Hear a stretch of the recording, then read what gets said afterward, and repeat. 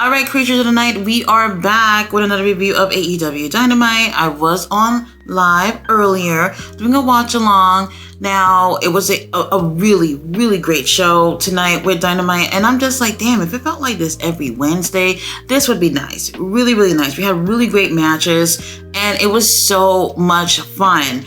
Now, before I get started with my review, I just want to say that I do enjoy going live, and everyone who comes on it's just been really, really fun. And I want to do lives where I can not just read you guys' comments, but have you guys actually come up. No cameras needed or anything, and you guys can talk about various things about professional wrestling or not, and just kick it and have fun, because you guys are so much fun in the comments. I don't want to just read your guys' comments. I want to hear what you guys have to say too. So I'll let you guys know when exactly I'll be doing those types of lives. Now, let's talk about Dynamite, because Dynamite was really, really good. We started off with Moxley versus Rush. Now, Moxley, he already had 2 wins, while Rush had won 1 matches already. So each win is 3 points. Now, they give us a really hard-hitting opener here. Rush, he is just someone that so much personality in the ring. I enjoy watching him in the ring. Moxley's another one that I enjoy as well. I love how he has this I don't give a fuck type of attitude. He does whatever the hell he wants. I love those type of guys in the ring. Now, it always kind of feel like every time we're seeing Moxley in the ring, unless it's like Orange Cassidy or something, like he's going to win. And it's feeling like that with this tournament too. So I didn't really have high hopes about Rush taking the win here, but both of these guys still look pretty great, especially Rush, knowing that, well, feeling that he was not going to take a win. Now, obviously, Jon Moxley wins. He wins with a sleeper. Now, with this sleeper, we have Rush who fades, and the referee ends up stopping the match. Now, a couple of seconds after the bell has been rung, Rush wakes his ass up like, oh, did I win? Did I win? Bro, you lost. Now, Rush is so surprised and shocked by this. I guess he didn't realize that he had faded with that sleeper hold, and he was so angry by losing this match. Now, there's still a few more matches left in this tournament for these guys, so Rush can get another win. However, Moxley's already at 3 wins, and that equals 9 points, so he's definitely in the lead when it comes to this tournament. Now, right after this, we have Renee Paquette. She's on the stage, and here comes Roderick in the Kingdom. Roderick's on his wheelchair as usual, and he got his neck brace on. Matt Taven got this cute little giraffe print hoodie or whatever. It's cute, but it's funny knowing what we know about this whole neck strong business. Now, here is Roderick reminding us once again that MJF ain't shit and he's the devil, and that since Samoa Joe is his friend by proxy, that means that he should be watching out for Samoa Joe and letting Samoa Joe knows he needs to watch his back when it comes to MJF. MJF is no good. And he's saying that there are a couple of things that is holding him back, and one of the things that's holding him back, well, Roderick back, is that damn wheelchair. Our homie, Roderick, is so courageous. He gets off his wheelchair and stands up on his own 2 feet. And it's basically a miracle that he's able to stand without this wheelchair getting in the way, holding him back. Now we can see the most that we can possibly get from Roderick moving forward after they end up launching that wheelchair off the stage. Kind of like when Brock had pushed Zach Gowen when he was on that wheelchair down the steps, something like that. And now he doesn't need it anymore. But I'll be real. The wheelchair thing does make the whole thing kind of funny and makes Roger look pathetic, but in a fun type of way. So rest in peace to the wheelchair. You will be missed.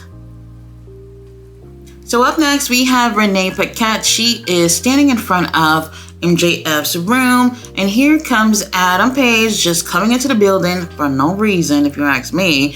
And he just realized the camera is there and Renee's there with a mic, so why not say a few words? Now, here is Adam Page talking about his match with Swerve Strickland. This is the first time we're seeing him since that match. He's saying that he's not all right after having a death match like that with Swerve. And he says this, that the beef between him and Swerve is not over.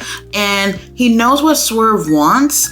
And every time Swerve is going to go get what he wants, he's going to make sure that he doesn't. And that means two things, either about him winning the tournament, which is less likely for him to get involved in that directly because there's no outside interference, obviously. And then there's a possibility of him, Swerve, getting, title shots in the future. And I think what Paige is letting us know is that every time Strickland gets a title shot, that he's going to make sure he cock block that shit. And I'm just like, wait a minute. In 2024, we're not playing about Swerve. So if that's what you have in your mind, that you're going to just be costing him his title shots, take that out of your head right now, Adam. Now, while he's talking about that, here comes MJF coming out of his dressing room, and he gives, Paige and Swerve their props about their match at Full Gear, when really he should say congratulations on having match of the night, even better match than me, even though I'm holding the AEW World title, but that's neither here or there. Now, he also says that he's really impressed that the two of them were like in a situation of giving each other more STDs in terms of that whole blood drinking thing that happened. These two are going back and forth at it with insults and basically about which one of them had like a better career. If you ask me, MJF at this point, yes, I can see why he would say he had the better career. Now, while all that's going on, they look like they're really about to get into it, like physically. And then here comes Samoa Joe with the save, breaking up these two bitches and letting MJF know that they have bigger fish to fry later on when they have that tag team match with some two unknown dudes from the devil person's team or whatever the hell's going on. So we don't get a chance to see these two lock up in the back, but it is what it is. But I do think that they're teasing towards something a little bit later down the road. Now, after this, we have what might be match of the night for me. Swerve versus Mark Briscoe. Absolutely a fucking amazing. Swerve, he already has 2 wins and he really wants this 3rd one. He's on a roll for the past few months, and lately people are really recognizing him for being a beast in the ring, and he really is. But then we have Mark Briscoe, who has no wins and also trying to not just prove to the fans but to himself that he can do this whole singles competition on his own, and he's hungry for a win. And you see the hunger on television. Like, I'm literally looking at him, I'm like, damn, this bitch is hungry as fuck. He wants this win. And that made this so much more enjoyable, how much both of these guys really, really wanted this win. And I just couldn't keep my eyes off these guys. I was just like, whoa, these guys are really telling something, and they're making you feel like it can go either way. I want Mark to take a win, but I do want Swerve to win the whole tournament. So the more wins that Swerve can have, the better. And it's just better off that way in terms of Swerve getting more points. Now, like I said, we do have a damn near pay-per-view quality match with these two guys, and the chemistry is absolutely on point. But we do have Swerve taking the win with a Swerve stomp, and I was absolutely blown away with what these two guys were doing. And I'm just like, man, this is a Wednesday night and we getting this type of quality match? Like, okay, I'm cool with that. Now, Swerve wins, and obviously Mark Briscoe is disappointed about losing, and I totally get it. This is a tournament, and we already made it. Some people already had 3 matches, while some already only had 2. By 3 matches, because you're going to have 5 match each, you want to make sure that, you at least have as many points as you can get in this tournament. So at this point, if you don't have any points, then you're going to be feeling some type of way moving forward. But this match was one of the best matches so far in the whole tournament to me. If you did not see this one, go ahead and check it out. They're all worth watching, but this one right here is definitely stood out to being one of my favorite matches in the tournament. Now, after this, we do have Renee Paquette backstage with Mariah May. Mariah did go to Tony Khan's office last week, and she lets us know that she spoke to Tony Khan and that he's going to give her an opportunity. When Renee asks who's this opportunity that she's going to go against for her first match, she said, bitch, I'm not telling. And And I'm just like, okay, fine, don't tell us. But it's apparent, it looks like it's going to be Toni Storm. Now, after this, we do have Samoa Joe, who comes out first for his team for the tag match against these unknown masked men. He comes out first. And when he comes out, there's flickering lights and stuff like that. And I'm just like, is there electricity issues in the building so soon, Tony Khan? But nope, we actually have the lights go off all the way, turn back on, and there's 4 masked men surrounding the ring. They're taunting Samoa Joe. Samoa Joe's like, bitch, bring it. I'm ready. I don't have to get ready. I'm always ready. Now, just when we're thinking that they're all going to get in, the lights cut off again. All these bitches are gone. Samoa Joe's in the ring. And now we see the devil on the big screen.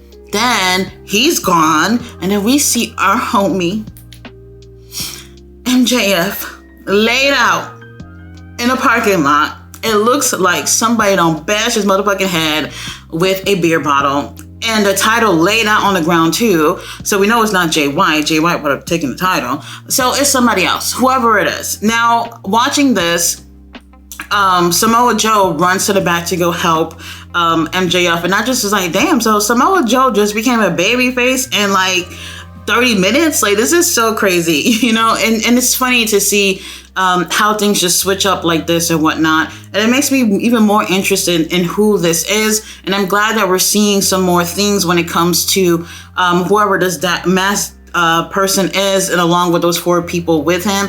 And I'm glad they actually did not have this match. I think it would have been a little bit too soon to possibly unveil 2 of the members of that group. So I was okay with this whole fiasco. So now we have a backstage promo from Moxley, and Moxley just looked like he waiting for someone to tell him when to start talking. And I'm just like, at what point are you going to start talking, Moxley?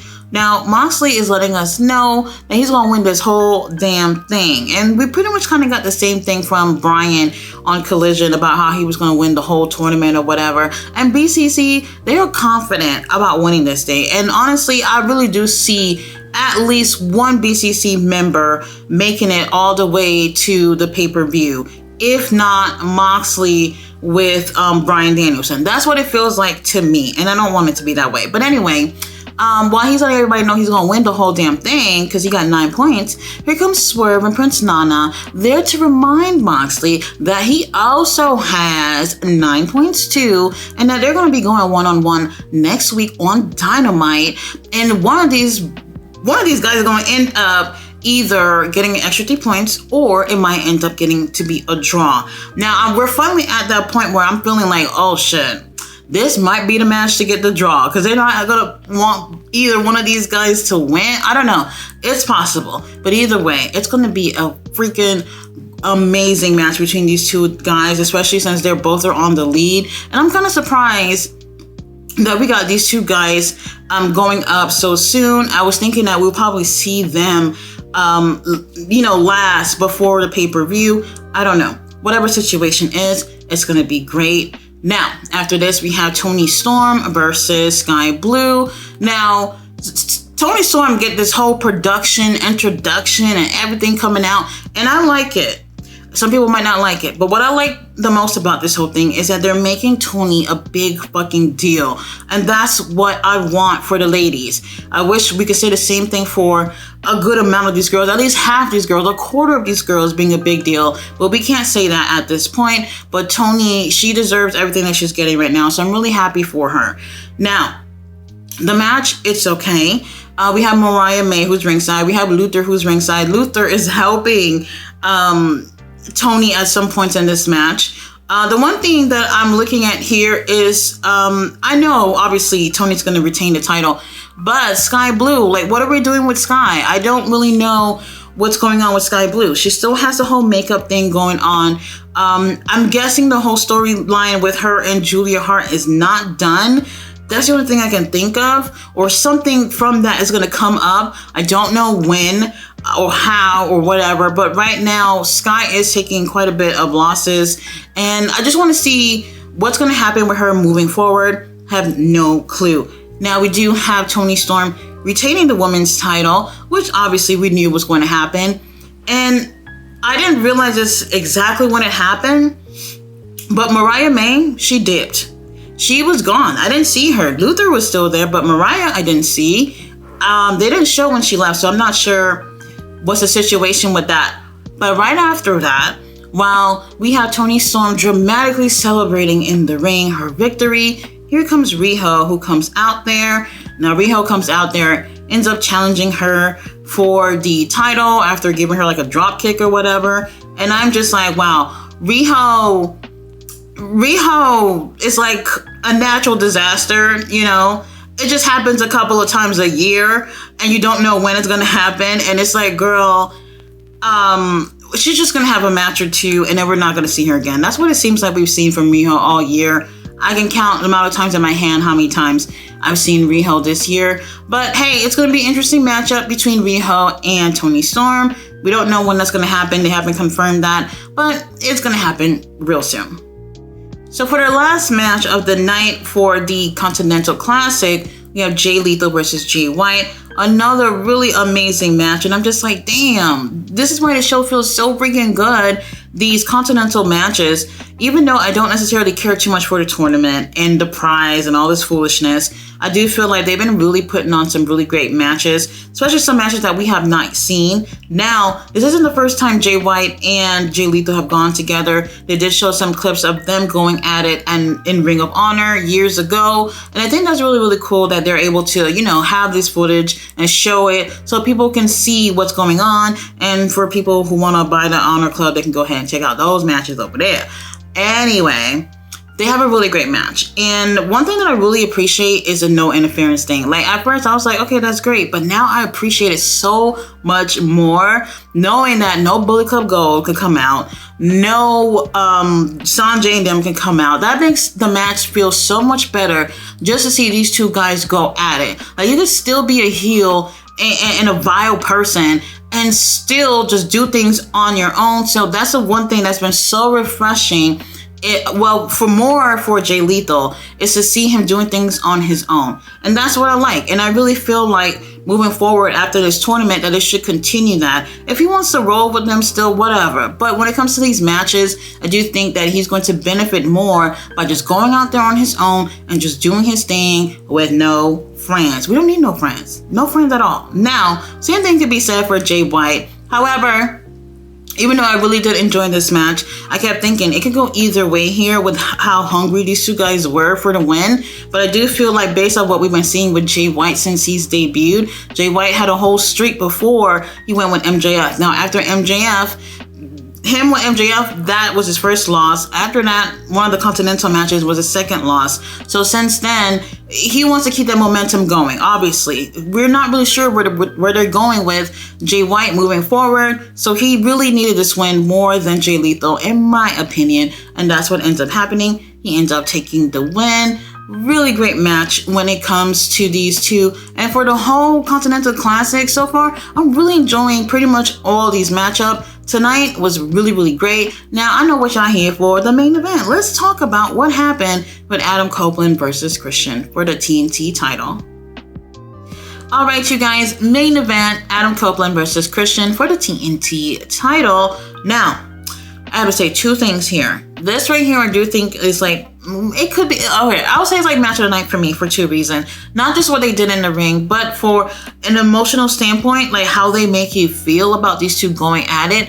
It was just absolutely intense, where it's like, damn, y'all used to be like brothers. Like y'all had a whole lifetime together as wrestlers, as friends. And here we are in this moment. The crowd is feeling it. And these two are really telling a story in this match that, like I said, it just pulls at your heart. And I just really, really enjoy stuff like this. This is a little bit more on the rare side to have a match that makes you feel this way on a Wednesday night or on just any night of the week where it's not on a pay-per-view. So that is what I really, really enjoyed about this. And another thing, Christian has brought a lot of prestige to the TNT title, heel or not. We were not feeling this way about the TNT title when Luchasaurus had it, when Hobbs had it, when Wardlow had it, whoever the hell had it before that. And it's just like, you know, it's not anything against those young guys.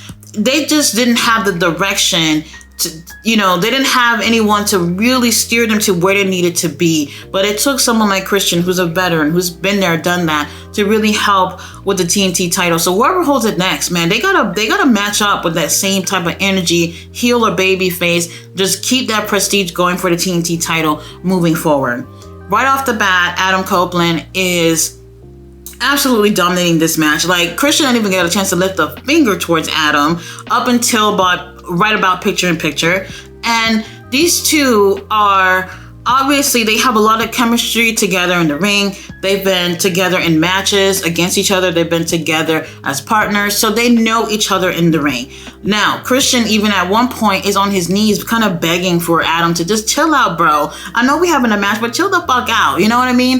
And I kind of felt bad for Christian. And I think some people probably felt bad for Christian too, knowing their history. And I kind of forget all the bullshit that Christian just put us through with Adam since he's been in AEW. And that really brought something more to the match from an emotional standpoint too. Now, when Christian realized that Adam ain't playing around, he decides that, you know what, I'm just going to be full-blown heel. No more begging, no more nothing. I'm just going to do what it is that I do.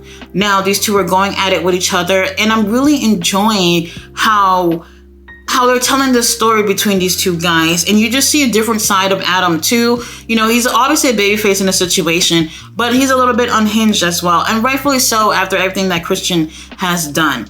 One thing though that I do want to say before I get into the end is we do see a lot of Christian using the spear a few times that he tried going forward or whatnot. And I kind of wish we saw Adam trying to go for some of Christian moves too. I think that would have been cool to see both of them just using what they know each other would do in the match. But whatever, that's neither here or there. Now, here's what ends up happening.